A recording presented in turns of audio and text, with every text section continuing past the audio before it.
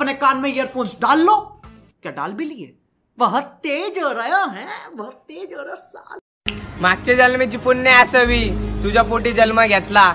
जगही पाहिला नव्हता मी, पण 9 महिने श्वास स्वर्गात घेतला.